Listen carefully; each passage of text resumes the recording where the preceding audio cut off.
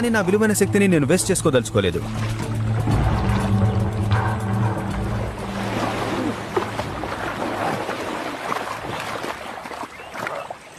ఇదిగో ఇందుకే స్వామ్స్తో చాలా కష్టం అనేది.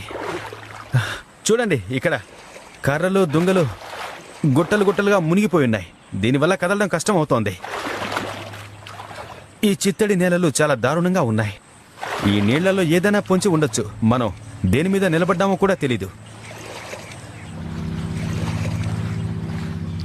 హే, అక్కడ బుడగలు వస్తున్నాయి. కమాన్, చెట్టకండి, త్వరగా త్వరగా నీళ్లలోంచి బయటకు వచ్చేయండి. అక్కడ మీకు కనిపిస్తోందా? దానిలోంచి బుడగలు వస్తున్నాయి, చూస్తున్నారా?